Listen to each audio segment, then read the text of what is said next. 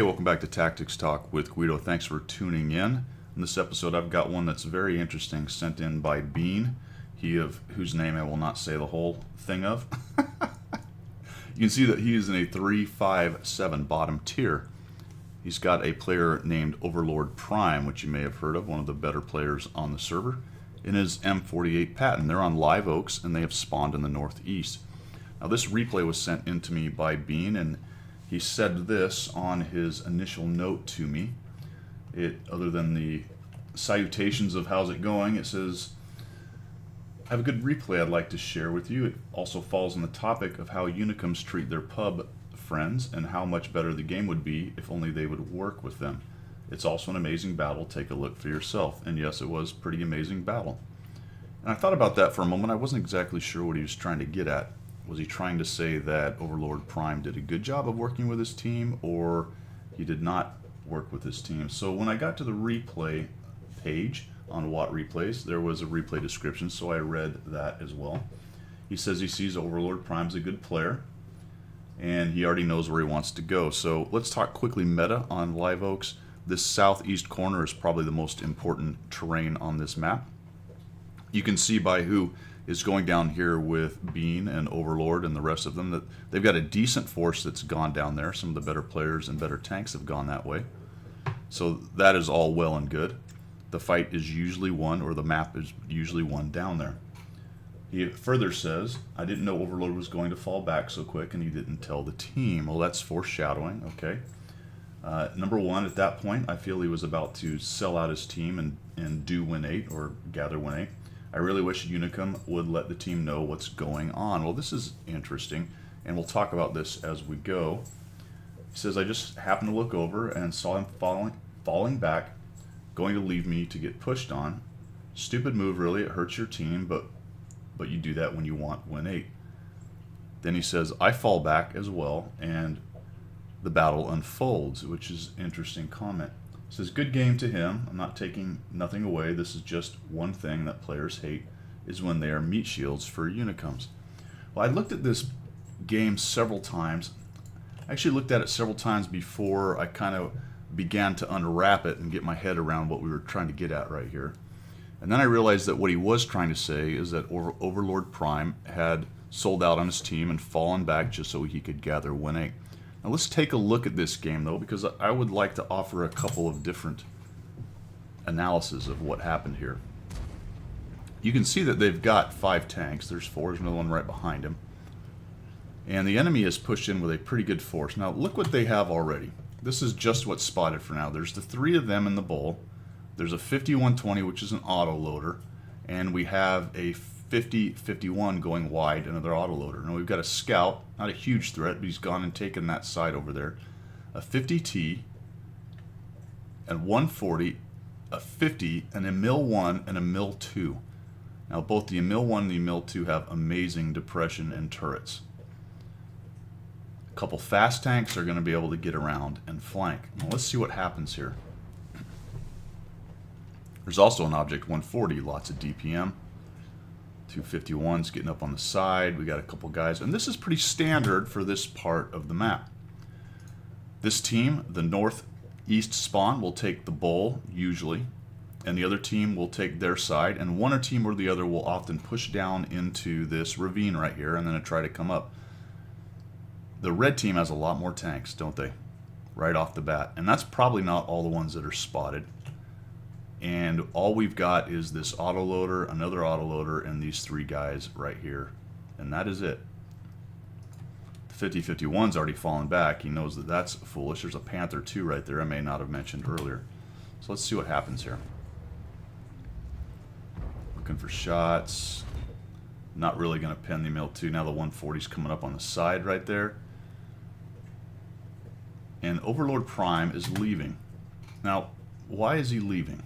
Well, a number of reasons. Number 1, they're outnumbered. Number 2, they've got some amazing hold down turret fighting tanks like the Mil 1 and 2, which are eventually going to figure out they can move forward.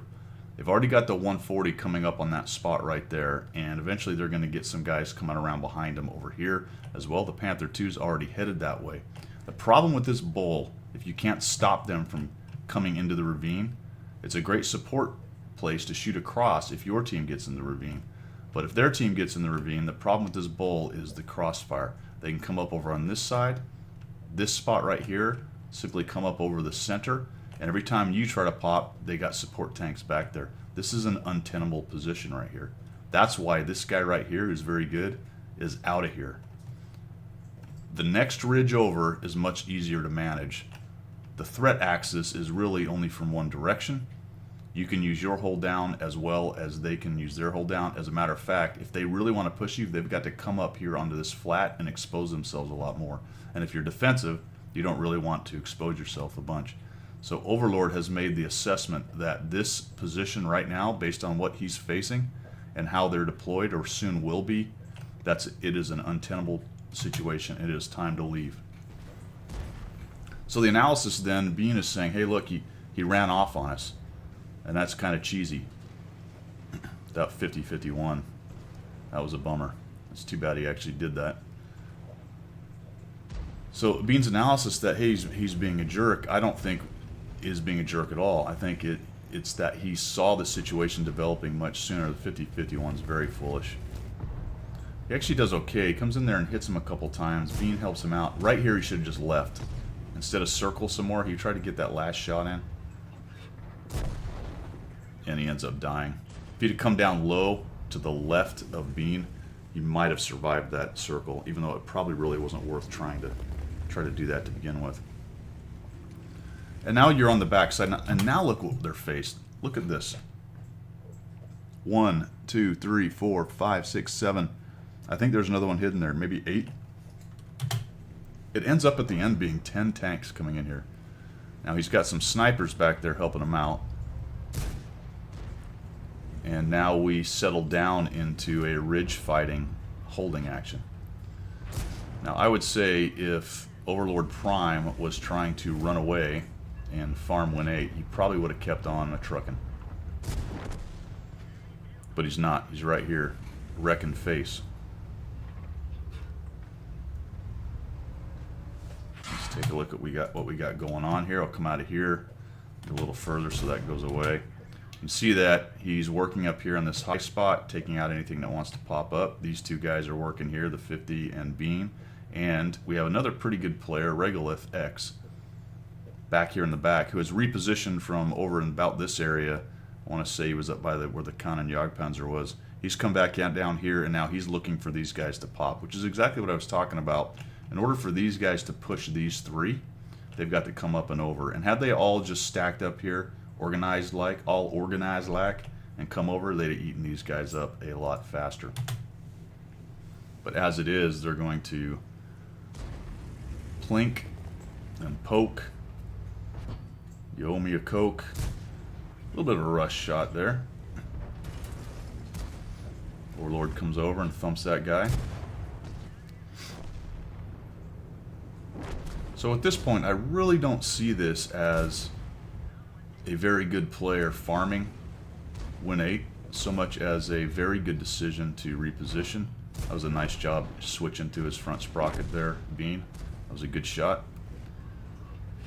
I see it more as a smart reposition to a more defensible spot when highly outnumbered. And now that we've got that 50B back there, which I'd imagine if you talked to him, he probably actually recognized that the guy was back there. Which may be one of the reasons he's still sticking around. Now, getting away at this point is near impossible based on how many tanks they have stacked up there. So if he turned and ran, he's actually down to very few hit points. So he hasn't been hiding. He's definitely been dropping the pain on these guys. Yeah, hiding from that Emil. 3%, so he's still hanging in. And this game's well in hand now, right? I mean, look at what they've done here. Their guys up in the town fought. I want to say they fought 5 because it ends up being 10 enemy dead tanks down here by the time this is over. There's still some. The RHM is moving up now, but he's been camping back there for a while. The cannon. I don't know what exactly his plan was there. I'm not sure, but if it was to rush in and die, it was well executed. You see the Foch B back there is just tearing things up, taking out guys that poke, and now they're on the run.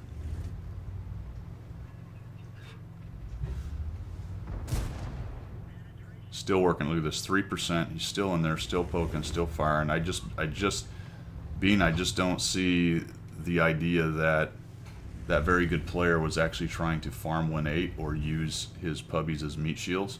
He just recognized the situation faster than the rest of you, and it is to your credit that you saw it happening and were able to also fall back, because you played a huge part also in having this be a win. But I just wanted to put that out there because, you know, there's always an alternate vision on how things went down. And sometimes when you look at the overalls, try to throw some of the, what's the word I'm looking for? I'll just throw up, I don't know, hate for Unicums or something like that. There's a better word, but I can't come up with it right now. But try to throw those ideas out and just consider the tactical situation itself. Look at how things actually went down. And then also think about, all right, so maybe he did that for a reason, not because he's just a win 8 farmer. Consider that first. Consider that first, and then go to the win 8 farmer. Because certainly that happens. A lot of people do that on occasion. But I would go with the, hey, he probably made a good tactical decision first before I got too worried about whether he was trying to farm 1-8.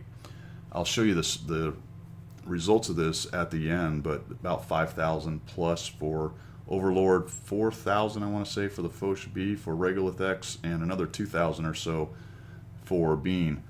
So between those three, they really held down that overmatched side and essentially defeated the strength of the team with about a third of the strength of their team. So well done all around for all three of you guys out there. I just wanted to throw that out as an alternate way to look at it coming in there. And I hope you guys like what you saw. Hope you learned something. If you did, make sure you subscribe to the channel.